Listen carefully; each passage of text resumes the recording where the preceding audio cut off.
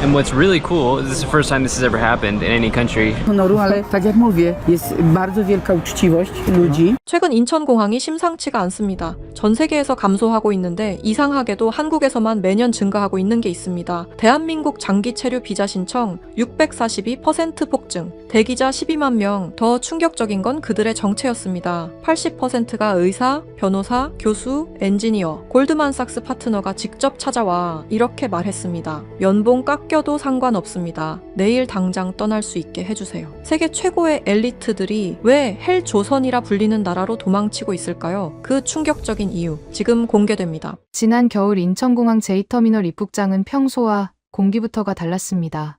저는 베버 패밀리라고 적힌 피켓을 들고 게이트 앞을 서성이고 있었죠. 15년차 베테랑 릴로케이션 컨설턴트인 저 강인하에게 공항 픽업은 숨 쉬는 것만큼이나 익숙한 일상이었습니다. 보통 이 시기에는 연말 인사 발령을 받은 외국계 기업 임원들이나 주재원 가족들이 드문드문 들어오는 게 정상이었습니다. 그런데 그날은 뭔가 이상했습니다. 자동문이 열릴 때마다 쏟아져 나오는 인파의 밀도가 달랐습니다. 한 가족, 두 가족, 세 가족. 마치 댐의 수문이 열린 것처럼 유럽인 가족들이 물밀듯이 밀려 나오고 있었습니다. 대형 이민 가방을 카트 가득 싣고 피곤에 쩔어있는 부모들, 그리고 잔뜩 긴장한 표정의 아이들. 여기저기서 프랑스어가 들렸고 날선 독일어가 오갔으며 영국식 영어가 들려왔습니다. 제 옆에 서 있던 한 공항 보안요원이 무전기에 대고 당황한 목소리로 말하는 게 들렸습니다. 오늘 왜 이렇게 유럽 입국자가 많아? 이거 단체 관광객이야 뭐야? 하지만 저는 직감적으로 알 수 있었습니다. 저건 여행객의 짐이 아니었습니다. 골프 가방도 없고 면세점 쇼핑백도 없었습니다. 대신 생활감 가득한 낡은 이민 가방과 아이들의 애착 인형이 삐져나온 배낭들 뿐이었죠. 저기요. 혹시 강인하 선생님이신가요? 독일식 억양이 섞인 묵직한 영어였습니다. 고개를 돌려보니 40대 중반의 부부와 10살쯤 되어 보이는 여자아이가 서 있었습니다. 제가 기다리던 고객 루카스 베버 씨 가족이었습니다. 베를린에서 온다고 했었죠. 안녕하세요, 강인하입니다. 먼 길 오시느라 고생 많으셨어요. 저는 가장 환한 미소를 지으며 손을 내밀었습니다. 남편 루카스는 제 손을 잡으며 안도의 한숨을 내쉬었습니다. 부인인 그레타 역시 청백한 얼굴로 억지 미소를 지어 보였죠. 그런데 문제는 그들의 딸 렌이었습니다. 아이는 카트 손잡이를 양손으로 꽉 움켜쥔 채 사시나무 떨듯 떨고 있었습니다. 공항의 그 밝은 조명 아래서도 아이의 동공은 불안하게 흔들리고 있었죠. 시차 적응이 안 돼서 그런가 보다 하고 저는 가볍게 넘겼습니다. 차량은 지하 주차장에 대기시켜 뒀습니다. 이쪽으로 이동하시죠. 제가 앞장서려는데 레니가 꼼짝도 하지 않았습니다. 그레타가 아이의 등을 부드럽게 밀었지만 아이는 발에 본드라도 붙인 듯 제자리에서 버텼습니다. 엄마 싫어 안 나갈래. 독일어였지만 싫어라는 뉘앙스는 명확히 들렸습니다. 루카스가 난처한 표정으로 저를 보며 말했습니다. 죄송합니다, 미즈 강. 레니가 공항 밖으로 나가는 걸 무서워해서요. 네, 공항 밖이요. 저는 잠시 제 귀를 의심했습니다. 보통 아이들은 새로운 나라에 도착하면 신기해서 여기저기 뛰어다니기 바쁘니까요. 그런데 레니는 마치 전쟁터 한복판에 내던져진 병사처럼 주변을 경계하고 있었습니다. 레니 괜찮아, 여기는 안전해. 엄마, 그레타가 아이를 끌어안으며 속삭였습니다. 하지만 레니는 고개를 세차게 저으며 엄마의 옷자락을 파고들었습니다. 여기도 총 있어. 아이가 내뱉은 첫마디였습니다. 저는 순간 멍해졌습니다. 총이라니요. 여기는 대한민국 서울이었습니다. 총기 청정국이라는 단어가 무색할 만큼 총 구경조차 하기 힘든 나라에서까지 10살 된 아이가 총을 걱정하고 있었습니다. 루카스가 황급히 아이의 입을 막으며 저에게 사과했습니다. 죄송합니다. 베를린에서 안 좋은 일이 좀 있었거든요. 아이가 아직 충격에서 벗어나지 못해서. 아니에요. 충분히 그럴 수 있죠. 한국은 총기가 불법이라 아주 안전합니다. 경찰 외에는 아무도 총을 가지고 있지 않아요. 제 설명에도 레니의 의심 어린 눈초리는 거두어지지 않았습니다. 우리는 겨우 아이를 달래서 지하 주차장으로 이동했습니다.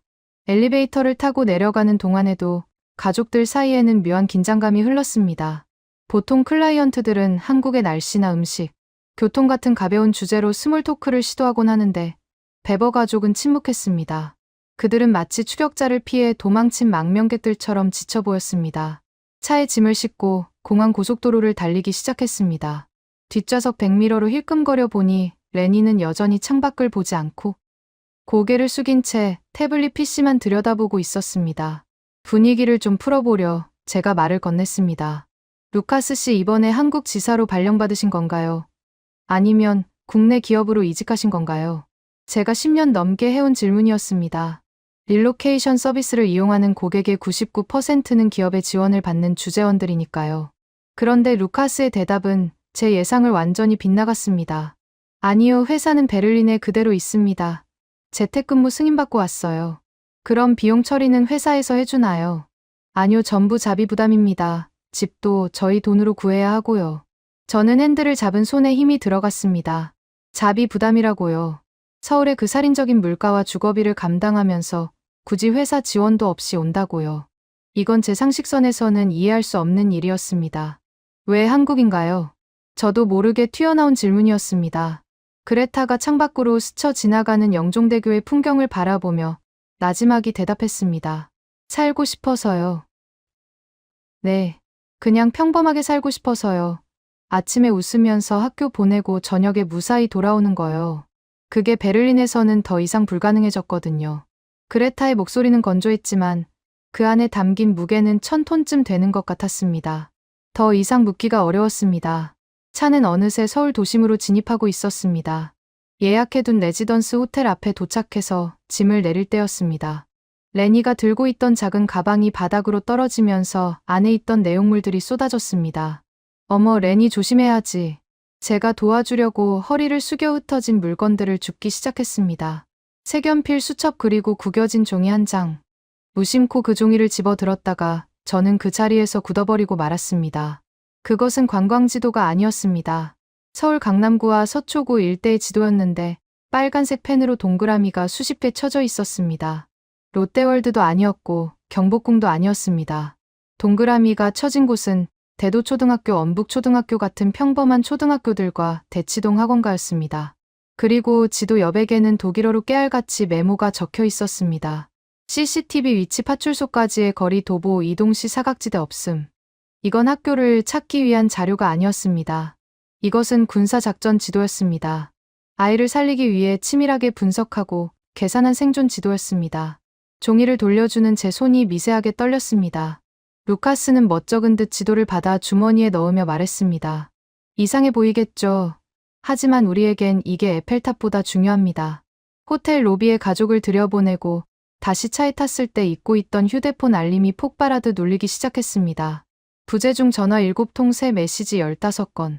발신자는 모두 달랐지만 내용은 소름 끼치도록 똑같았습니다. 프랑스 파리입니다. 1년 비자 받았습니다. 입학 가능한 학교가 있을까요? 영국 런던입니다. 아이 둘 데리고 갑니다. 안전한 동네 좀 추천해 주세요. 스웨덴 스톡홀름입니다. 당장 다음 주에 들어갈 수 있습니다. 저는 운전대에 머리를 기대고 거친 숨을 몰아쉬었습니다. 오늘 공항에서 본 그 수많은 인파 그리고 베버 가족의 그 절박한 지도. 이것은 단순한 우연이 아니었습니다. 무언가 거대한 댐이 무너졌고 그 물결이 전부 서울을 향해 쏟아지고 있다는 서늘한 직감이 등골을 타고 흘러내렸습니다. 그리고 다음날 아침 사무실에 출근해서 모니터를 켠 순간 제 불길한 예감은 명확한 숫자가 되어 저를 기다리고 있었습니다. 그것은 제가 15년 동안 단 한 번도 보지 못한 충격적인 그래프였습니다. 월요일 아침 릴로케이션 센터의 사무실 공기는 무거웠습니다. 주말 내내 제 머릿속을 맴돌던 베버. 가족의 그 절박한 눈빛과 공항에서의 기이한 행렬이 단순한 악몽이 아니었음을 확인해야 할 시간이었습니다.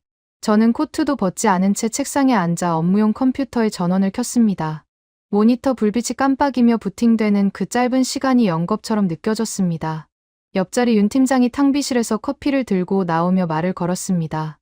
강인아, 수석 주말 잘 보냈어. 아침부터 표정이 왜 그래, 무슨 전쟁이라도 났어.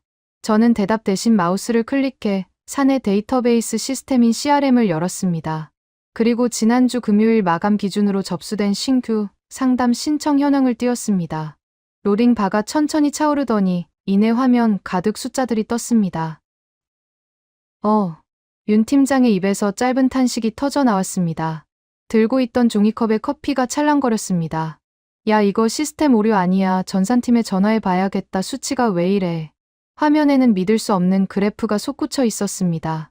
전년 동기 대비 신규 유입 상담 건수 642% 증가. 오타가 아니었습니다. 60%도 아니고 600%였습니다. 보통 이맘때면 한 페이지를 채우기도 힘들었던 대기자. 명단이 스크롤을 아무리 내려도 끝이 보이지 않을 만큼 빽빽하게 채워져 있었습니다. 이게 다 뭐야? 주말 사이에 무슨 바이러스라도 퍼진 거야. 윤 팀장이 모니터 앞으로 얼굴을 바짝 들이대며 물었습니다. 저는 떨리는 손으로 데이터를 필터링하기 시작했습니다. 가장 먼저 기업 발령 필터를 적용해 보았습니다. 보통 우리 고객의 대부분은 글로벌 기업이 파견하는 주재원들이니까요. 그런데 결과값은 0이었습니다. 0건. 단 한 건도 없었습니다. 삼성전자나 현대차 지사로 오는 임원도, 구글 코리아나 넷플릭스로 오는 엔지니어 발령도 없었습니다. 이 수천 명의 대기자들은 전부 개인이었습니다. 회사의 지원 없이 자기 돈을 써서 스스로 비자를 해결하고 집을 구해서라도 서울에 오겠다는 자발적 이주민들이었습니다. 국적별로 정렬해봐. 윤 팀장의 목소리가 진지해졌습니다. 제가 국적 필터를 클릭하자 화면이 다시 한번 출렁였습니다. 그리고 나타난 결과에 우리는 할 말을 잃었습니다. 상위 랭킹 1위부터 5위까지의 국가들은 우리가 흔히 이민 송출국이라고 생각하는 나라들이 아니었습니다. 1위 프랑스, 2위 독일, 3위 영국, 4위 스웨덴, 5위 덴마크. 이건 말이 안 되잖아. 윤 팀장이 머리를 감싸 쥐었습니다.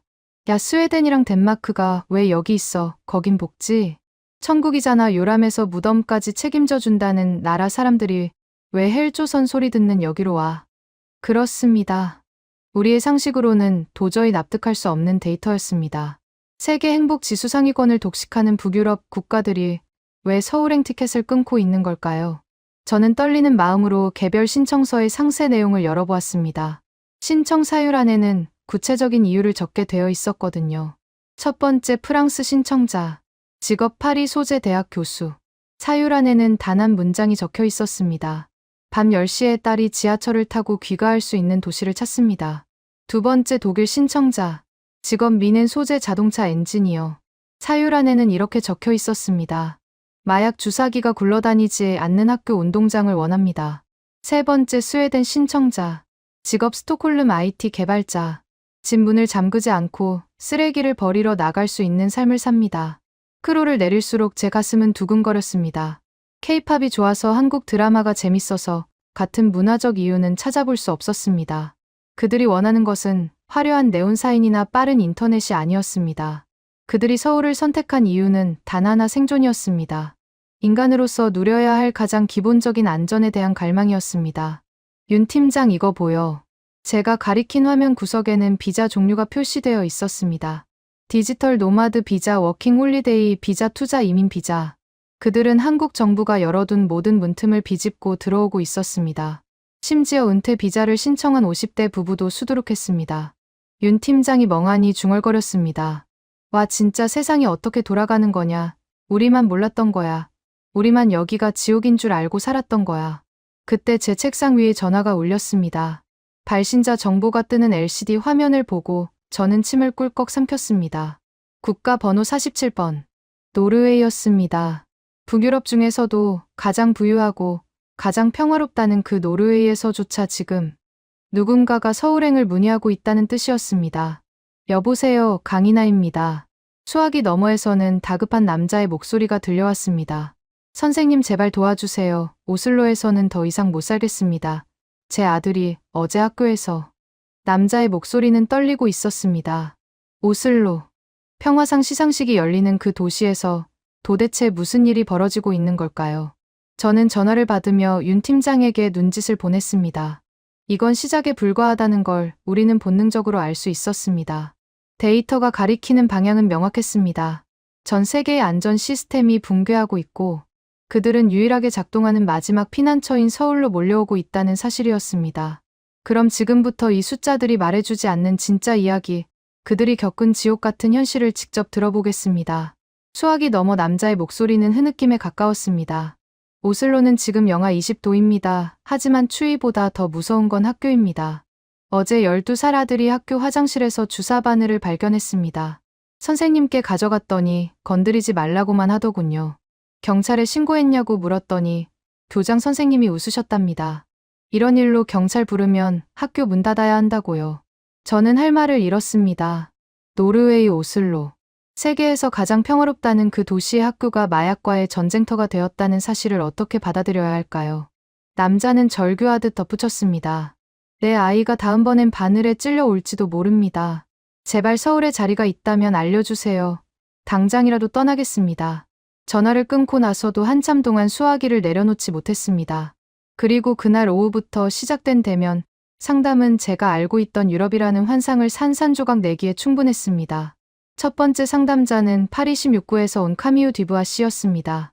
그녀는 파리의 명품 패션 브랜드 디렉터였습니다. 우아한 트위드 재킷을 입고 있었지만 상담 내내 그녀의 손은 미세하게 떨리고 있었습니다. 옆에는 8살 아들 레오가 앉아 있었죠. 카미유 씨 파리 16구면 부촌으로 알고 있는데요. 거기도 치안이 불안한가요? 제 질문에 카미유는 씁쓸한 미소를 지으며 핸드백에서 선글라스를 꺼내 썼습니다. 그리고 선글라스를 살짝 내려 눈가에 남은 푸르스름한 멍 자국을 보여주었습니다. 지난주였어요. 레오를 데리고 지하철을 탔는데 대낮이었죠. 오후 2시. 건장한 남자 셋이 우리를 둘러쌌어요. 그들은 대놓고 제 가방을 뒤지기 시작했죠. 하지 말라고 소리쳤지만 그중 한 명이 제 뺨을 때렸어요. 승객이 꽉 차 있었지만 아무도 도와주지 않았어요. 다들 스마트폰만 보고 있었죠. 눈을 마주치면 다음 타겟이 되니까요. 경찰에 신고는 하셨나요? 카미유가 코웃음을 쳤습니다. 경찰이요. 서해 갔더니 접수되기만 4시간이래요. 담당 경찰관이 저한테 그러더군요. 부인 운이 좋으셨네요. 칼 안 맞은 게 어디예요. 파리에서는 흔한 일입니다. 세라비.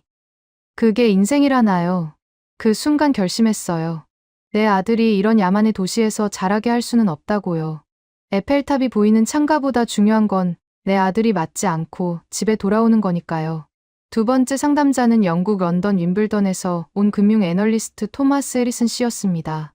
윈블던은 테니스로 유명한 런던의 대표적인 부촌입니다.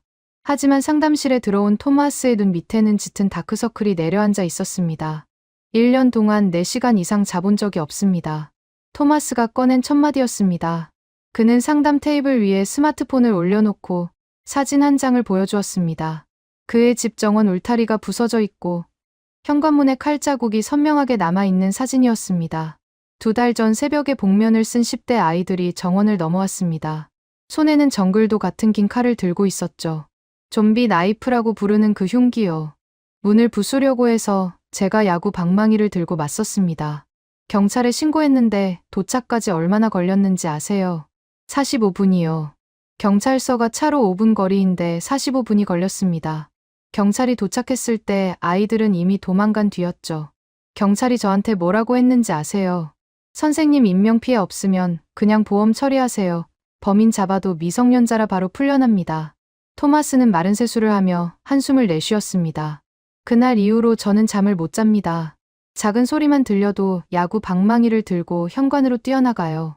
제 딸 포피는 11살인데 학교 갈 때마다 위치 추적 앱을 켜놓고 1분 단위로 확인합니다. 런던은 더 이상 신사의 도시가 아닙니다. 그곳은 통제불능의 정글이에요. 제가 서울을 선택한 이유는 딱 하나입니다. 제발 밤에 2다리 뻗고 자고 싶어서요. 상담이 이어질수록 충격적인 증언들은 계속 쏟아져 나왔습니다. 스웨덴 말메에서 온 가족은 갱단들의 총격전 때문에 아이가 침대 밑에서 잔다고 했습니다. 이탈리아 밀라노에서 온 가족은 집 앞에 주차해 둔 차가 일주일 새 2번이나 털렸다고 했습니다. 그들이 보여준 사진과 영상 속 유럽은 우리가 알던 낭만의 도시가 아니었습니다. 쓰레기가 넘쳐나는 거리, 그래피티로 뒤덮인 관공서, 대마초 냄새가 진동하는 공원. 공권력은 마비되었고 시민들의 도덕적 해이는 극에 달해 있었습니다. 깨진 유리창 이론이 도시 전체를 넘어 국가 단위로 벌어지고 있는 셈이었습니다. 우리는 난민입니다. 토마스가 자조적으로 말했습니다. 비싼 여권을 가지고 있고 좋은 옷을 입었지만 본질적으로 우리는 난민이에요. 국가가 국민의 안전을 포기했으니까요. 그래서 우리는 서울이라는 방주에 타려고 온 겁니다. 저는 그들의 이야기를 들으며 기록하던 펜을 멈췄습니다. 상담 일지에는 입학 절차나 비자 서류 같은 행정적인 내용 대신 생존 투쟁, 절망 탈출 같은 단어들만 채워지고 있었으니까요. 그들은 부유했지만 가장 가난한 사람들이었습니다. 돈으로도 살 수 없는 안전이라는 기본권이 결핍되어 있었으니까요. 상담을 모두 마쳤을 때는 이미 해가 지고 어둠이 깔린 저녁이었습니다. 창밖으로 서울의 야경이 보였습니다. 화려한 네온사인과 꽉 막힌 도로의 붉은 미등들. 평소라면 퇴근길 정체에 짜증이 났을 그 풍경이 오늘따라 비현실적으로 평온해 보였습니다. 이제 이들에게 서울의 진짜 모습을 보여줄 차례였습니다. 제가 준비한 첫 번째 오리엔테이션 프로그램은 서울 나이트 투어였습니다. 호텔 로비에 모인 가족들의 표정은 여전히 긴장 그 자체였습니다. 하지만 저는 그들에게 보여주고 싶었습니다. 우리가 매일 밤 아무렇지 않게 걸어 다니는 바로 그 거리가 얼마나 특별한 곳인지를요. 서울 강남의 거리, 화려한 네온사인과 끊임없이 오가는 자동차의 불빛으로 도시는 대낮처럼 환했습니다. 저는 호텔 로비에서 머뭇거리는 베버 가족과 카미유 토마스 씨 일행을 재촉하며 밖으로 이끌었습니다. 시계는 밤 8시 30분을 가리키고 있었습니다. 미치지 않고서야 이 시간에 아이들을 데리고 나간다고요. 토마스가 나지막이 중얼거렸습니다. 런던에서는 해가 지면 문을 걸어 잠그고 넷플릭스를 보는 게 국룰이었으니까요. 카미유 역시 핸드백을 가슴팍에 생명줄처럼 끌어안고 주변을 두리번거렸습니다. 마치 저격수가 숨어있는 시가전거리에 나온 군인들처럼 그들은 잔뜩 긴장해 있었습니다. 자, 여기 보세요. 제가 가리킨 곳은 대치동 학원가였습니다. 셔틀버스가 줄지어 서 있고 배낭을 맨 학생들이 쏟아져 나오고 있었습니다. 편의점 앞에는 삼각김밥을 먹으며 수다를 떠는 중고등학생들이 보였고 떡볶이집 앞은 초등학생들로 북적였습니다. 어머, 저게 뭐야? 그레타가 비명을 지르듯 외쳤습니다. 그녀의 시선 끝에는 초등학교 저학년쯤 되어 보이는 여자아이 둘이 깔깔거리며 횡단보도를 건너고 있었습니다. 보호자는 없었습니다. 주변에 성인 남성들이 지나갔지만 아이들은 전혀 개의치 않았습니다. 오히려 스마트폰을 보며 여유롭게 걷고 있었죠. 아동 방임이에요. 경찰에 신고해야 해요. 그레타가 휴대폰을 꺼내 들었습니다. 독일에서는 상상도 할 수 없는 일이었습니다. 10살 미만의 아이를 밤거리에 방치하는 건 명백한 학대이자 범죄였으니까요. 제가 급히 그녀의 손을 잡으며 말했습니다. 진정하세요, 그레타. 저 아이들은 지금 학원 수업 끝나고 집에 가는 길이에요. 한국에서는 지극히 정상입니다. 정상이라고요? 미쳤어요. 납치당하면 어떡해요? 아무도 납치하지 않아요. 여기엔 CCTV가 3만 대 넘게 설치되어 있고 시민들 모두가 감시자입니다. 그레타는 믿을 수 없다는 표정으로 고개를 저었습니다. 하지만 그녀의 눈은 거짓말을 하지 않았습니다. 거리는 활기로 넘쳤고 위협적인 요소는 찾아볼 수 없었습니다. 취객이 비틀거려도 행인들은 무심하게 지나쳤고 노숙자가 구걸을 해도 위협적이지 않았습니다. 우리는 천천히 학원가를 걸었습니다. 카미유가 멈춰선 곳은 올리브영 매장 앞이었습니다. 유리 통창 너머로 교복 입은 여학생들이 화장품을 테스트하며 웃고 있었습니다. 저 아이들은 무서워하지 않네요. 카미유가 멍하니 말했습니다. 파리에서는 10대 소녀들이 밤에 화장품 가게를 간다는 건 타깃이 되겠다는 선언이나 다름없었습니다. 캣콜링이나 성희롱은 기본이고 소지품을 털리기 십상이었으니까요. 그런데 서울의 소녀들은 너무나 당당하고 평온했습니다. 엄마, 나도 저기 가봐도 돼. 렌이었습니다. 호텔 방에서 꼼짝도 안 하던 그 아이가 제 손을 잡아당겼습니다. 엄마, 그레타가 안 된다고 말하려던 찰나 제가 윙크를 하며 말했습니다. 가보자, 레니. 여기선 괜찮아. 우리는 아이스크림 할인점으로 들어갔습니다. 무인 매장이었습니다. 직원이 한 명도 없었죠. 주인 어디 갔어요? 토마스가 계산대를 살피며 물었습니다. 무인 가게입니다. 손님이 직접 계산하고 나가면 돼요. 토마스의 입이 떡 벌어졌습니다. 훔쳐가면 어쩌려고요. 런던에서는 유인 가게도 털리는데 한국 사람들은 계산 안 하고 가져가면 찜찜해서 잠 못 자요. 제 농담에 처음으로 토마스가 피식 웃었습니다. 아이들은 신이 나서 냉동고 문을 열고 아이스크림을 골랐습니다. 레니는 붕어싸만 코를 내오는 메로나를 집어 들었습니다. 그레타는 여전히 불안한 눈빛으로 문 쪽을 감시하고 있었지만 아이들의 표정은 이미 무장해제 상태였습니다. 가게를 나와 근처 공원으로 향했습니다. 밤 9시가 넘은 시각, 공원 벤치에는 연인들이 앉아 있었고 운동복 차림의 주민들이 조깅을 하고 있었습니다. 가로등은 대낮처럼 환했고 어디선가 배달 오토바이가 치킨 냄새를 풍기며 지나갔습니다. 이거 꿈 아니죠? 토마스가 벤치에 털썩 주저앉으며 말했습니다. 런던에서는 밤에 공원 가는 건 자살행위예요. 마약 거래하거나 갱단들이 진을 치고 있거든요. 그런데 여기는 그냥 평범하네요. 너무 평범해서 눈물 날 정도로. 그때였습니다. 저 멀리서 초등학생 무리가 자전거를 타고 지나갔습니다. 헬멧도 쓰지 않고 소리 지르며 달리는 아이들. 그중 한 아이가 넘어졌습니다. 어머, 카미유가 놀라서 일어났습니다. 그런데 지나가던 아저씨가 자전거를 세워주고 아이 무릎을 털어주더니 쿨하게 갈 길을 갔습니다. 아이는 다시 자전거를 타고 친구들을 쫓아갔고요. 그레타가 손수건으로 눈가를 훔쳤습니다. 베를린에서는 제가 아이 학교 갈 때마다 호신용 스프레이를 쥐어줬어요. 친구들이랑 놀이터 가는 것도 못하게 했고요. 제가 나쁜 엄마였나 봐요. 아니에요. 그레타 당신은 최선을 다했어요. 환경이 나빴을 뿐이죠. 제가 위로하자 그녀가 고개를 저었습니다. 아니요, 여기 엄마들을 보세요. 저들은 아이를 믿고 세상을 믿어요. 저는 세상을 믿지 못해서 아이를 가뒀고요. 그게 너무 미안해요. 레니가 아이스크림을 다 먹고 빈 봉지를 쓰레기통에 버리러 뛰어갔습니다. 엄마 손을 놓고 혼자서요. 50m쯤 떨어진 거리였지만 그레타는 더 이상 소리치지 않았습니다. 그냥 조용히 지켜볼 뿐이었습니다. 아이가 깡충깡충 뛰어서 쓰레기통에 봉지를 넣고 다시 돌아오는 그 1분 남짓한 시간 동안 그레타의 얼굴에는 안도감과 경이로움이 교차했습니다. 돌아오는 길에 우리는 편의점에 들러 컵라면과 맥주를 샀습니다. 야외 테이블에 앉아 서울의 밤 공기를 마시며 들이키는 맥주 맛은 그 어떤 샴페인보다 달콤했을 겁니다. 토마스가 건배를 제의했습니다. 서울을 위하여. 아니, 우리의 꿀잠을 위하여. 모두가 웃음을 터뜨렸습니다. 그들의 웃음소리에는 더 이상 비장함이나 공포가 없었습니다. 대신 살아남았다는 안도감과 내일은 더 자유로울 수 있다는 희망이 담겨 있었죠. 호텔로 돌아오는 택시 안에서 레니는 창밖을 보며 잠이 들었습니다. 손에는 편의점에서 산 젤리 봉지를 꼭 쥐고 있었죠. 그레타가 아이의 머리를 쓰다듬으며 저에게 속삭였습니다. 선생님, 저 비자 연장하고 싶어요. 1년이 아니라 여기서 아이가 클 때까지요. 가능할까요? 저는 백미러로 잠든 레니의 평온한 얼굴을 보며 대답했습니다. 물론이죠. 서울은 언제나 열려 있습니다. 하지만 서두르셔야 할 거예요. 지금 이 순간에도 수천 명이 대기하고 있으니까요. 그날 밤 저는 집에 돌아와 샤워를 하며 생각했습니다.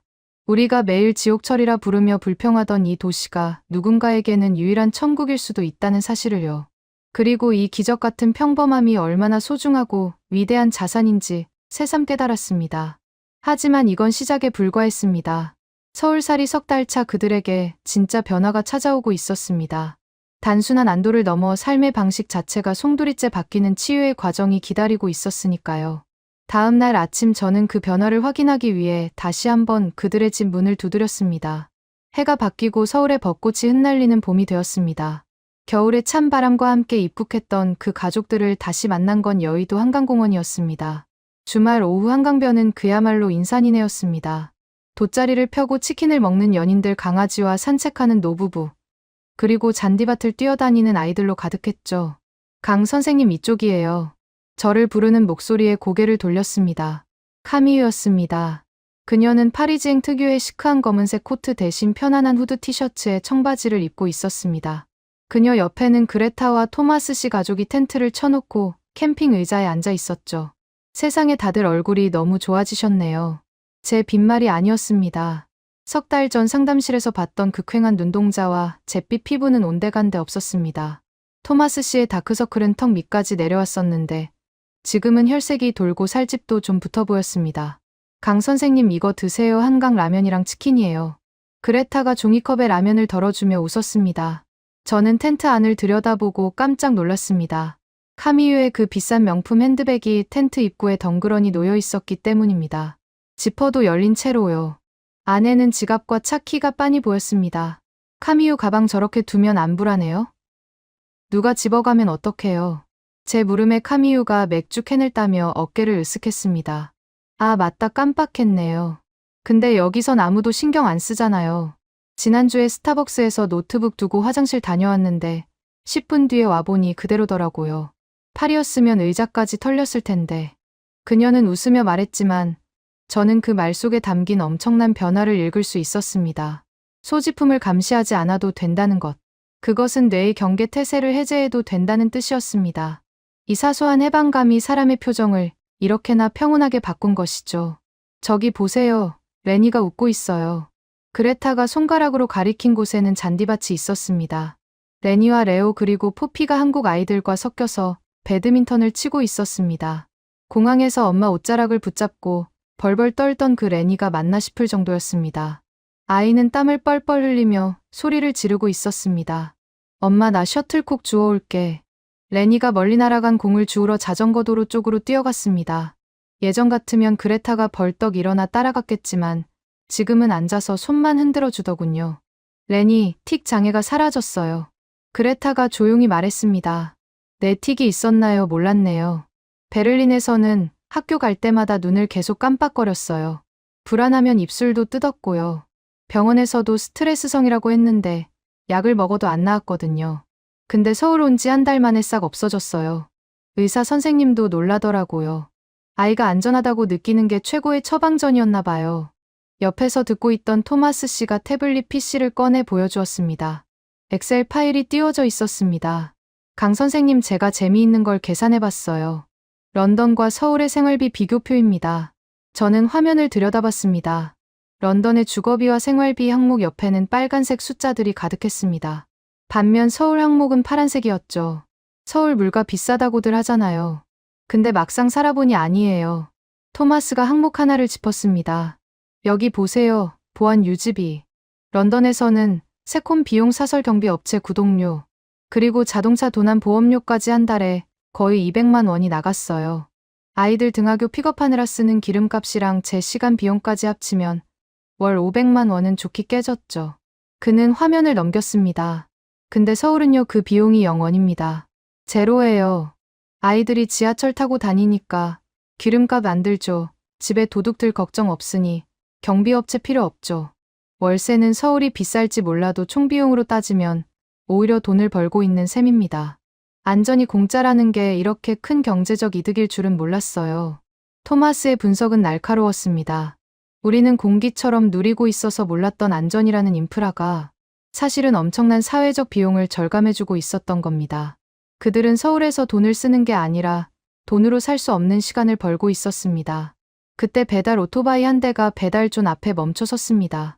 헬멧을 쓴 기사님이 전화를 걸자 옆 텐트의 대학생들이 우르르 달려나가 피자를 받아왔습니다. 저것도 처음엔 충격이었어요. 카미유가 말했습니다. 주소도 없는 공원 한복판에서 음식을 시킨다니. 파리에서는 집 주소 불러줘도 배달원이 오다가 강도 당해서 음식 뺏기는 경우가 허다하거든요. 여기는 배달원도 안전하고 시키는 사람도 안전해요. 이게 문명이죠. 이게 진짜 선진국이고요. 해가 뉘엿뉘엿 지기 시작했습니다. 한강 다리에 조명이 켜지고 유람선이 지나갔습니다. 아이들이 땀에 젖은 채 텐트로 돌아왔습니다. 레오가 숨을 헐떡이며 말했습니다. 엄마 나 내일도 학교 가고 싶어. 왜 내일은 일요일인데? 학교 가면 친구들이랑 축구할 수 있잖아 운동장에서. 카미유가 아들을 꽉 끌어안았습니다. 학교 가고 싶다는 말을 듣게 될 줄은 몰랐어요. 파리에서는 아침마다 배 아프다 머리 아프다 핑계 대면서 울었거든요. 그들은 이제 서울이라는 토양에 완전히 뿌리를 내리고 있었습니다. 단순한 체류가 아니었습니다. 그들의 삶이 치유되고 있었고 무너졌던 일상이 회복되고 있었습니다. 저는 그들의 웃는 얼굴을 보며 묘한 자부심을 느꼈습니다. 제가 태어나고 자란 이 도시가 누군가에게는 생명을 구하는 방주가 되었다는 사실이 가슴 벅차게 다가왔으니까요. 토마스 씨가 주머니에서 액션캠을 꺼냈습니다. 오늘 찍은 영상들 편집해서 유튜브에 올릴 겁니다. 지난번에 올린 예고편 반응이 장난 아니거든요. 아, 유튜브 하세요. 네, 런던 탈출기라는 채널을 만들었어요. 제 친구들한테 보여주려고 시작했는데 조회수가 심상치 않아요. 댓글이 1000개가 넘게 달렸더라고요. 토마스는 장난스럽게 웃으며 말했지만 저는 그 말 속에서 심상치 않은 기운을 감지했습니다. 1000개의 어떤 댓글들인데요. 전부 다 살려달라는 내용이에요. 어떻게 하면 한국에 갈 수 있냐? 비자는 어떻게 받냐? 영국뿐만이 아니에요. 미국, 캐나다, 호주, 심지어 일본에서도 연락이 와요. 그는 액션캠을 끄며 진지한 표정으로 저를 바라봤습니다. 강 선생님 각오하셔야 할 겁니다. 제가 올린 영상이 지금 알고리즘을 타기 시작했거든요. 아마 내일 아침이면 사무실 전화통에 불이 날지도 몰라요. 토마스의 예언은 정확했습니다. 아니, 겸손했습니다. 불이 나는 정도가 아니라 서버가 터져버릴 줄은 그때는 미처 몰랐으니까요. 그날 밤 토마스가 업로드한 서울의 밤 산책 영상은 전 세계 부모들의 단톡방을 강타했고, 그것은 단순한 입소문을 넘어 하나의 거대한 사회적 현상으로 번져나가기 시작했습니다. 다음 날 아침 저는 출근길 지하철에서 제 휴대폰이 먹통이 된 것을 발견했습니다. 수천 통의 알림이 한꺼번에 쏟아져 들어오고 있었기 때문입니다. 월요일 아침 출근길 지하철 2호선. 제 스마트폰은 벽돌이 되어 있었습니다. 화면이 켜지지 않을 정도로 알림이 폭주하고 있었기 때문입니다.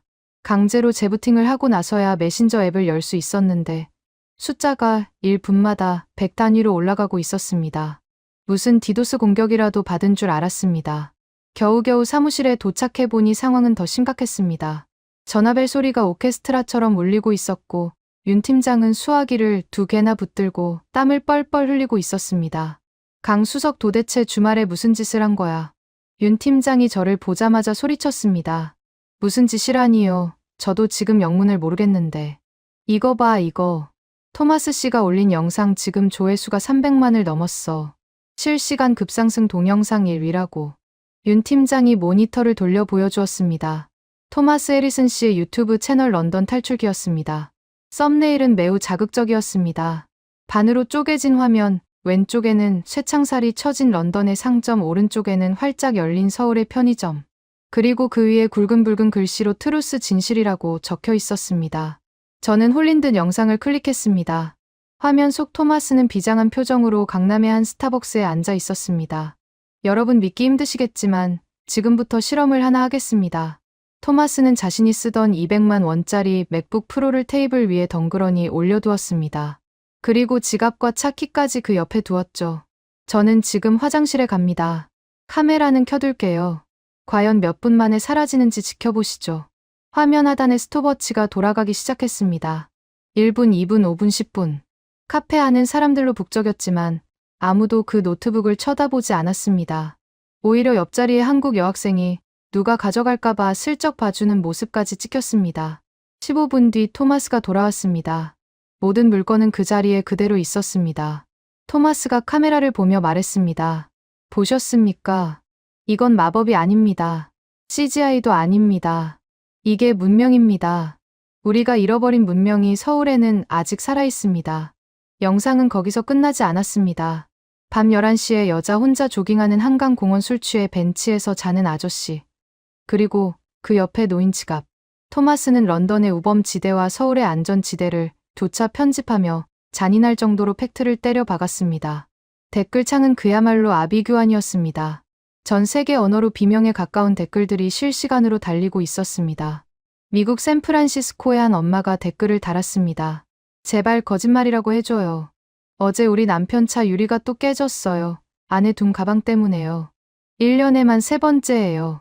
저기 가면 정말 차 문 안 잠그고 다녀도 되나요? 스페인 바르셀로나의 한 아빠도 글을 남겼습니다. 우리 딸이 지난주에 람블라스 거리에서 휴대폰을 소매치기 당했습니다. 경찰은 관광객이 많아서 어쩔 수 없다고만 해요. 서울 비자 어떻게 받나요? 돈은 얼마든지 낼 수 있습니다. 프랑스 파리의 대학생도 댓글을 남겼습니다.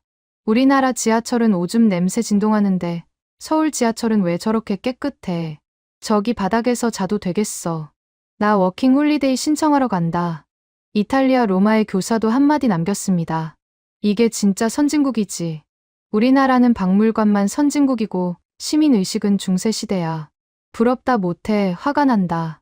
댓글을 읽어 내려가는 제 손이 떨렸습니다. 이것은 단순한 부러움이 아니었습니다. 생존에 대한 갈구였습니다. 그동안 선진국이라 믿었던 자신들의 시스템이 무너져 내리는 것을 목격한 사람들의 집단적 공포와 서울이라는 대안을 발견한 희열이 뒤섞여 있었습니다. 영상은 밈이 되어 퍼져나가고 있었습니다. 틱톡과 인스타그램에는 샵 이스케이프 투 코리아 한국으로 탈출이나 샵 서울 서바이버 같은 태그를 단 챌린지가 유행하기 시작했습니다. 자국의 위험한 치안 상황을 보여주며 나도 서울 가고 싶다고 외치는 영상들이었죠. 심지어 한국인들이 단 댓글도 보였습니다. 형들 이거 몰카야? 우리나라가 이 정도였어? 나 헬조선이라고 욕하고 다녔는데 반성한다. 외국 나가보니 여기가 천국이었네. 국뽕 치사량 초과다. 내가 이 나라 국민인 게 자랑스럽기는 처음이야. 그때 사무실 입구 쪽이 소란스러워졌습니다. 고개를 들어보니 정장 차림의 외국인 남성 3명이 들어오고 있었습니다. 딱 봐도 보통 관광객은 아니었습니다. 명품 수트에 서류 가방을 든 그들의 눈빛은 매서웠습니다. 실례합니다. 강인하 수석 컨설턴트 계십니까? 가운데 선 남자가 정중하지만 위압적인 태도로 물었습니다. 제가 일어나자 그는 명함을 건넸습니다. 골드만삭스 런던 지사 수석 파트너였습니다. 토마스 영상 보고 왔습니다. 그 친구가 제 대학 동기거든요. 처음엔 미쳤다고 생각했습니다. 잘 나가는 펀드 매니저, 그만두고 아시아로 간다길래 말렸죠. 근데 그 영상을 보고 깨달았습니다. 미친 건 토마스가 아니라 런던에 남은 우리였다는 거요. 그는 서류 가방에서 두툼한 파일처를 꺼냈습니다. 저희 팀원 7명 가족 포함 23명입니다. 전부 이주 희망합니다. 연봉은 상관없습니다. 세금도 얼마든지 낼 겁니다.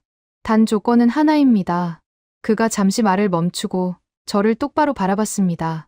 가장 빠른 비자로 해주세요. 내일 당장이라도 떠날 수 있게. 저는 침을 꿀꺽 삼켰습니다. 지금까지는 개인 단위의 탈출이었다면 이제는 엘리트 집단의 대이동이 시작된 겁니다. 그들은 자본과 기술을 가진 핵심 인재들이었습니다.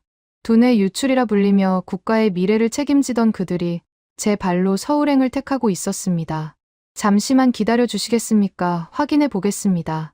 저는 떨리는 손으로 법무부 비자 포털에 접속했습니다. 하지만 화면에는 붉은색 경고창만 떠 있었습니다.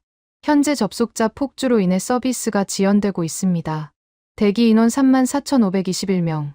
3만 명. 주말 사이에 대기자가 폭발적으로 늘어난 겁니다. 이건 더 이상 일개 상담사인 제가 처리할 수 있는 수준이 아니었습니다. 국가적 비상사태였습니다. 그때 윤 팀장이 사색이 되어 달려왔습니다. 강 수석 지금 뉴스 봐.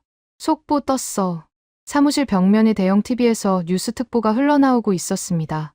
앵커의 목소리가 다급했습니다. 현재 인천공항 입국장은 사상 초유의 혼잡을 빚고 있습니다. 유럽발 항공기 좌석이 전석 매진된 가운데 입국 심사 대기 줄만 5시간이 넘게 걸리고 있습니다. 법무부는 긴급 대책 회의를 소집하고 화면 속 공항은 인산이네였습니다. 하지만 그들의 표정은 난민의 그것과는 달랐습니다. 그들의 눈에는 희망이 서려 있었습니다. 마치 노아의 방주에 올라타기 위해 기다리는 사람들처럼 그들은 서울이라는 이름의 구원을 기다리고 있었습니다. 저는 골드만삭스 파트너를 보며 말했습니다. 죄송하지만 서두르셔야겠습니다. 방주가 거의 꽉 찬 것 같거든요. 하지만 진짜 문제는 따로 있었습니다. 이렇게 밀려드는 인파를 과연 서울이 감당할 수 있을까요? 그리고 이 거대한 흐름을 우리 정부는 파악이나 하고 있을까요? 그 의문은 며칠 뒤 출입국 외국인 정책본부의 비밀회의에 제가 소환되면서 풀리게 됩니다. 그곳에서 저는 언론에 공개되지 않은 진짜 데이터를 목격하게 됩니다. 그것은 제가 상상한 것보다 훨씬 더 충격적이고 압도적인 숫자였습니다. 며칠 뒤 과천정부청사 법무부 출입국 외국인 정책본부. 복도는 이른 아침부터 전쟁터였습니다. 서류 뭉치를 든 공무원들이 뛰어다니고 여기저기서 고성이 오갔습니다. 팩스는 쉴 새 없이 토해내고 전화벨 소리는 끊길 줄을 몰랐습니다. 평소에 그 정적인 관공서 분위기는 온데간데 없었습니다. 강인하 수석님 이쪽입니다. 박 과장이 저를 안내한 곳은 대회의실이 아닌 보안구역 안쪽에 있는 전략 상황실이었습니다. 문을 열고 들어가자 대형 스크린에 띄워진 붉은색 지도와 그래프가 시야를 가득 채웠습니다. 본부장님과 실무진 10대 명이 심각한 표정으로 회의 중이었습니다. 어서 오세요, 강 수석님. 현장 상황이 어떤지 듣고 싶어서 모셨습니다. 본부장님이 피곤한 눈을 비비며 자리를 권했습니다. 저는 자리에 앉자마자 단도직입적으로 물었습니다. 본부장님 솔직히 말씀해 주십시오. 지금 대기자가 얼마나 됩니까? 언론에는 3만 명이라고 보도되던데요. 본부장님은 씁쓸한 미소를 지으며 박 과장에게 눈짓했습니다. 박 과장이 리모컨을 누르자 화면의 숫자가 바뀌었습니다. 3만 명은 며칠 전 수치입니다. 오늘 아침 9시 기준으로 접수된 유효 신청 건수만 12만 4,800건입니다.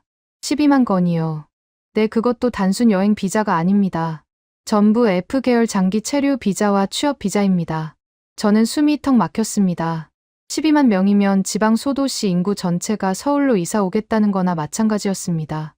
더 놀라운 건 그 다음 화면이었습니다. 신청자들의 프로필 분석 데이터였죠. 이걸 보시죠. 강수성님. 우리가 지금 비상을 걸어 잠근 진짜 이유입니다.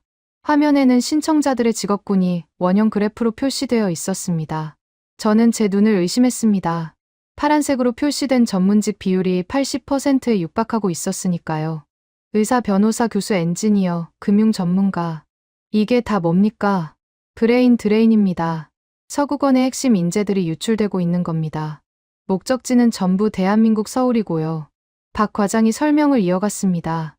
예전에는 우리가 해외 인재 유치하려고 세금 깎아주고 정착 지원금 주고 별짓을 다 해도 안 왔잖아요. 그런데 지금은 다릅니다. 이 사람들 조건이 뭔지 아세요? 조건이 없다뇨? 네, 없습니다. 한국의 높은 상속세, 소득세 다 내겠답니다. 연봉이 자국보다 낮아져도 상관없답니다. 심지어 지방 근무도 오케이 했어요. 이해가 안 되시죠? 본부장님이 끼어들었습니다. 저도 처음엔 이해가 안 됐습니다. 실리콘밸리 개발자가 왜 연봉 깎아가며 판교로 오겠다고 하는지, 런던의 흉부외과 의사가 왜 서울의 대학병원 펠로우로 지원하는지, 그래서 직접 물어봤습니다. 화상 면접을 했거든요. 본부장님은 태블릿 PC를 저에게 건넸습니다. 면접 녹화 영상이었습니다. 화면 속 남자는 미국의 저명한 AI 연구원이라고 했습니다. 면접관이 물었습니다. 왜 한국입니까? 미국이 연구 환경은 더 좋지 않습니까? 남자가 대답했습니다. 연구 환경은 미국이 좋죠. 하지만 저는 연구실 밖의 삶도 중요합니다. 얼마 전 제 동료가 퇴근길에 묻지마 총격을 당했습니다. 제 아이는 학교에서 총기 난사 대피 훈련을 받아요. 저는 더 이상 방탄조끼를 입고 출근하고 싶지 않습니다. 한국은 밤에 노트북을 펴놓고 카페에 앉아 있을 수 있다면서요. 저에게는 그게 연봉 1억 달러보다 더 가치 있습니다. 영상이 끝나자 회의실에는 정적이 흘렀습니다. 안전 프리미엄. 제가 나지막이 중얼거렸습니다. 맞습니다, 강수성님. 지금 전 세계는 안전이라는 자산이 고갈됐습니다. 그런데 한국은 그 자원을 무한정 보유하고 있죠. 희소성의 원칙 아시죠? 공급은 없는데 수요가 폭발하니 가치가 천정부지로 치솟는 겁니다. 박 과장이 다음 슬라이드를 넘겼습니다. 그래서 지금 정책 기조를 완전히 바꿨습니다. 예전엔 우리가 선택받기 위해 애썼지만 이제는 우리가 선택합니다. 화면에 뜬 문구는 선별적 수용이었습니다. 이민 쿼터제를 도입했습니다. 범죄 기록은 물론이고 사회 기여도 재정 능력까지 철저하게 검증해서 상위 1%만 받기로 했습니다. 그런데도 줄을 섭니다. 탈락한 사람들은 재심사를 요청하며 소송까지 불사하겠다고 난리입니다. 저는 전율을 느꼈습니다. 우리가 흔히 헬조선이라 자조하며 떠나고 싶어 했던 이 나라가 이제는 전 세계 엘리트들이 가장 갈망하는 기회의 땅이 되었다는 사실이 믿기지 않았습니다. 강수성님 이거 보세요. 본부장님이 창문을 가리켰습니다. 블라인드 틈으로 청사 앞 민원실 풍경이 보였습니다. 외국인들이 장사진을 치고 있었습니다. 그런데 그들의 면면이 예사롭지 않았습니다. 말끔한 수트 차림의 백인들, 세련된 옷차림의 유럽인들이 번호표를 뽑고 초조하게 기다리고 있었습니다. 저기 저 사람 노벨 물리학상 후보에 올랐던 교수입니다. 저 옆에 있는 여자는 프랑스 국립박물관 큐레이터고요. 지금 한국은 인류 역사상 유례없는 인재의 블랙홀이 되고 있습니다. 본부장님의 목소리는 떨리고 있었습니다. 그것은 두려움이 아니었습니다. 벅차오르는 흥분과 막중한 책임감이었죠. 우리는 지금 선진국의 정의를 다시 쓰고 있는 겁니다. GDP나 군사력이 아니라 국민이 밤거리를 얼마나 안심하고 걸을 수 있는가가 진짜 선진국의 척도가 된 세상이 온 거죠. 회의가 끝나고 나오는 길 저는 로비에 걸린 대한민국 전도를 한참이나 바라봤습니다. 호랑이 모양의 지도, 작지만 단단한 나라. 그동안 우리는 우리 자신이 얼마나 안전한 성벽 안에 살고 있는지 몰랐습니다. 바깥 세상이 늑대와 하이에나가 우글거리는 정글로 변해가는 동안 우리는 이 성벽 안에서 불평만 하고 있었던 건 아닐까요? 휴대폰이 울렸습니다. 토마스였습니다. 강 선생님 저 비자 연장 승인 났습니다. 축하해요, 토마스 씨. 경쟁률이 어마어마했을 텐데. 운이 좋았죠. 그리고 저 이번에 용산에 사무실도 계약했습니다. 런던 본사 직원들 다 데리고 오려고요. 한국 정부에서 IT 기업 유치한다고 세금 혜택도 준다네요. 잘 됐네요. 이제 진짜 서울 시민이시네요. 아니요, 강 선생님. 토마스의 목소리가 진지하게 들려왔습니다. 저는 서울 시민이 아니라 생존자입니다. 그리고 이 도시는 저에게 노아의 방주고요. 이 방주에 태워주셔서 정말 감사합니다. 전화를 끊고 청사를 나서는데 하늘이 유난히 파랗게 보였습니다. 미세먼지 하나 없는 맑은 하늘. 어쩌면 이것도 우리가 당연하게 여기던 또 하나의 기적일지도 모릅니다. 이제 마지막 이야기를 해야겠습니다.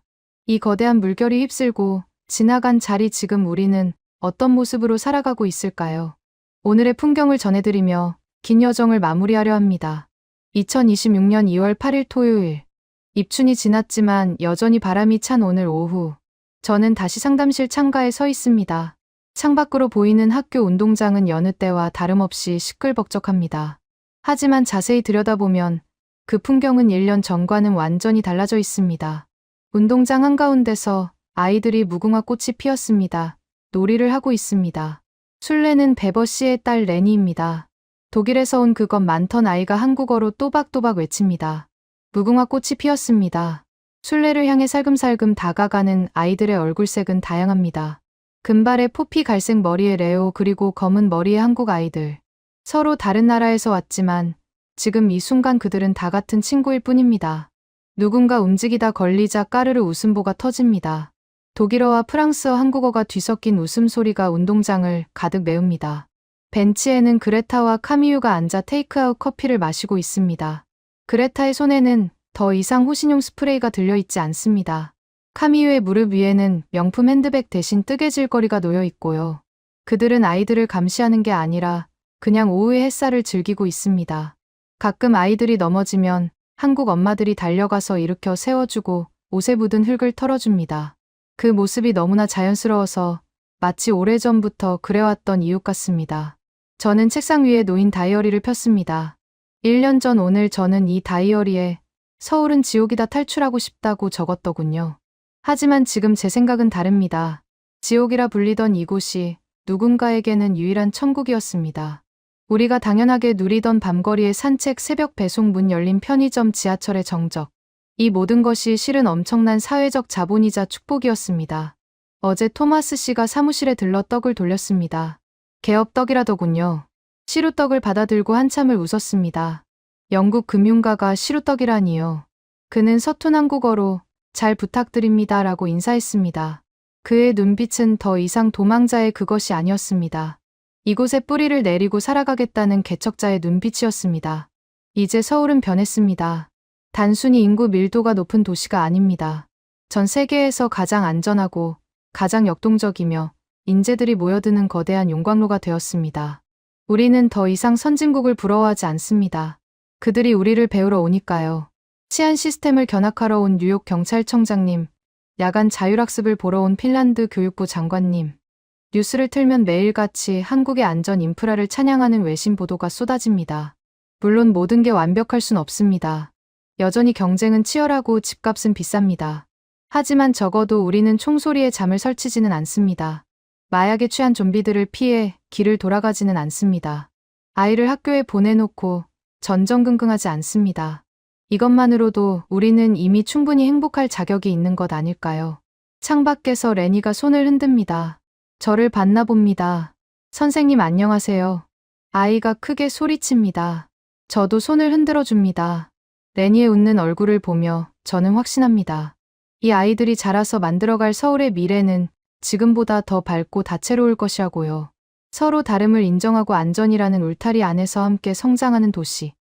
그게 바로 우리가 꿈꾸던 진짜 글로벌 시티의 모습 아닐까요? 그때 책상 위에 전화가 다시 울립니다. 이번에는 국가 번호 55번. 브라질입니다. 지구 반대편 남미에서 걸려온 전화입니다. 여보세요, 강이나입니다. 수화기 너머로 다급한 포르투갈어 억양의 영어가 들려옵니다. 제발 도와주세요. 상파울루에서는 더 이상 못 살겠습니다. 제 딸이 어제. 저는 잠시 눈을 감았다 뜹니다. 그리고 펜을 들고 새 상담 일지를 펼칩니다. 네, 말씀하세요. 여기는 서울입니다. 당신의 이야기를 들을 준비가 되어 있습니다. 이야기는 끝나지 않았습니다. 아니, 이제 막 새로운 챕터가 시작되었을 뿐입니다. 안전을 찾아 떠나는 인류의 대이동, 그리고 그 종착지인 서울. 이 거대한 드라마는 오늘도 현재 진행형입니다. 지금까지 안전이라는 이름의 기적을 찾아 떠난 사람들의 이야기였습니다. 유럽발 장기 체류, 비자 신청 642% 증가, 대기자 12만 명. 그중 80%가 의사, 변호사, 엔지니어. 런던을 떠난 토마스 씨는 이렇게 말했습니다. 연봉 1억 달러보다 밤에 카페에서 노트북을 펼 수 있는 삶이 더 가치 있습니다. 아무도 주목하지 않을 때 묵묵히 지켜온 치안, 성숙한 시민의식. 그것이 오늘 전 세계가 부러워하는 자산이 되었습니다. 가슴이 뜨거워졌다면 자랑스럽다 한 문장만 남겨주세요. 이 영상 하나가 대한민국의 진짜 가치를 세상에 알리는 시작이 됩니다. 우리는 이미 충분히 위대했습니다.